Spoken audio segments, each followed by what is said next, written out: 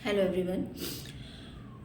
Adolescents के nutrition की अगर बात करें तो हम देखते हैं कि वो एज सबसे इम्पॉर्टेंट होती है।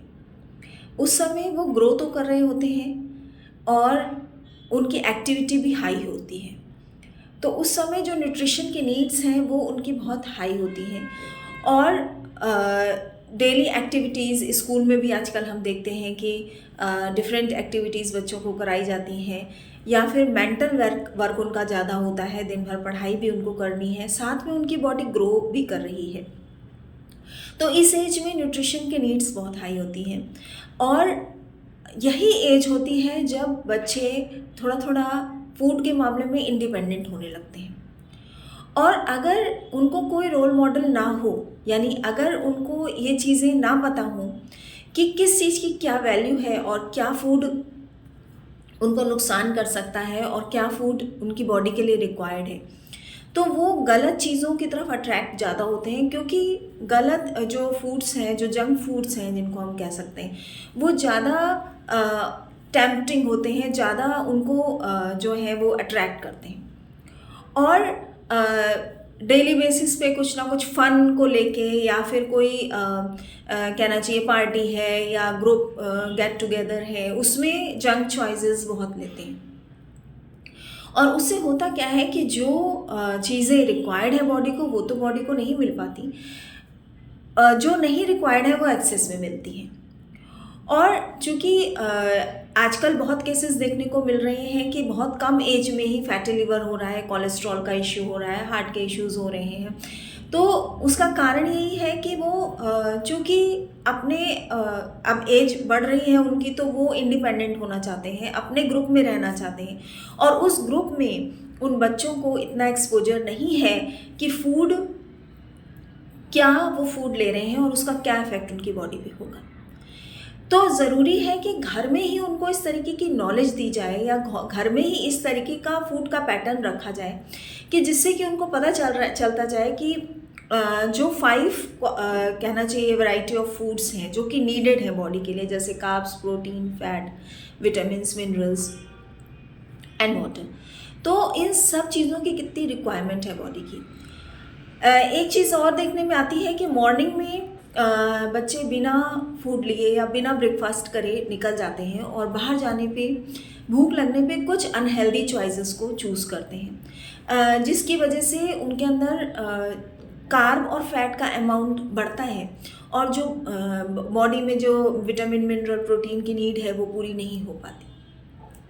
और हम जानते हैं कि ग्रोथ के लिए ये सारी ही variety of food is required for the body.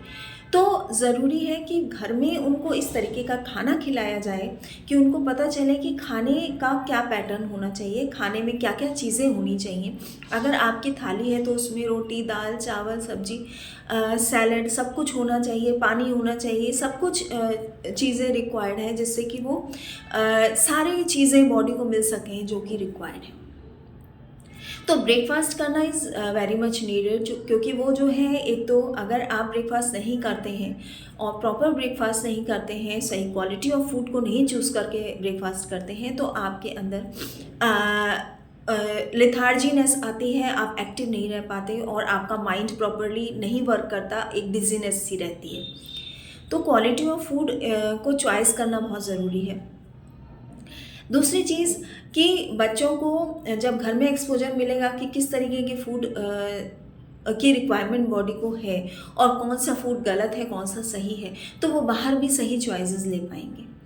दूसरी चीज़ कि कभी भी फूड को एक्स्ट्रा ईटिंग, एक्स्ट्रा कहना चाहिए कि रिवॉर्ड की तरह, कि ये कर लो तो ये बना के देंगे, या ये कर ले तो ये खाते हैं, या वो इस तरीके की चीज़ों से एक्स्ट्रा ईटिंग होती है और बिंज ईटिंग होती है, और जो चीज़ें बॉडी को रिक्वायर्ड नहीं है वो बॉडी में जाती हैं। तो एक सेट पैटर्न होना चाहिए खाना खाने का, जिसमें कि प्रॉपर फूड होना चाहिए, हर तरीके के रिक्वायर्ड एलिमेंट्स उसमें होने चाहिए, और कभी भी फूड को एज अ रिवॉर्ड या पनिशमेंट नहीं लेना चाहिए।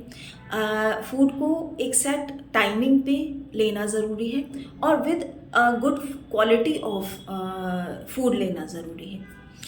इसके बाद जो डिनर का टाइम होता है, तो डिनर में भी हम चूँकि बच्चों के साथ बैठ के खाना खाने का वही टाइम होता है, तो उसमें भी हम बच्चों को ये चीज़ें, अगर दिन भर टाइम नहीं मिलता तो रात में हम उनको प्रॉपर फूड दे के समझा सकते हैं कि किस तरीके की फ़ूड की रिक्वायरमेंट बॉडी को है। और उस समय बजाय वो टाइम हम टीवी देख के खाना खाते हुए बिताने के, हम आपस में दिन भर की जो प्रॉब्लम्स हैं या जो जो दिन भर की हमारी दिनचर्या रही है वो बच्चों से डिस्कस कर सकते हैं, जिससे कि बच्चों को एक एग्जाम्पल सेट हो, एक रोल मॉडल सेट हो। और उसके बाद उन समस्याओं से हमने कैसे उनको टैकल किया, वो सब बच्चों के एज एन एग्जाम्पल आगे लाइफ में काम आते हैं। दूसरी चीज़ है कि उस समय हम कन्वर्सेशन के थ्रू एक हेल्दी माहौल बना सकते हैं, हेल्दी फूड खा सकते हैं, जिससे कि बच्चों को जो है पॉजिटिव माइंडसेट क्रिएट हो।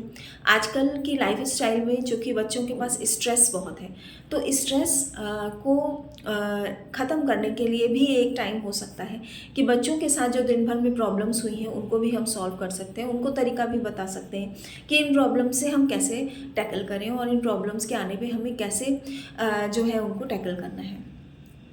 तो food is a very important element हमारे बॉडी के लिए।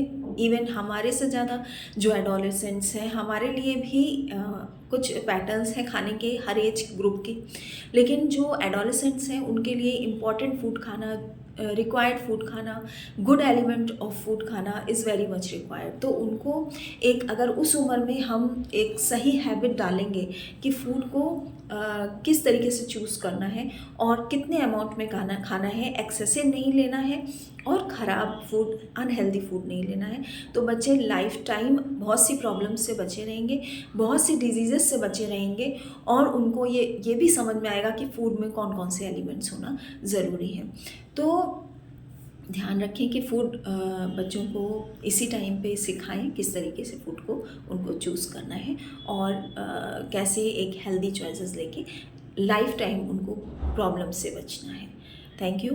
कोशिश करें अपने बच्चों का रोल मॉडल बनने की और उनको सही पैटर्न ऑफ फूड सिखाने की।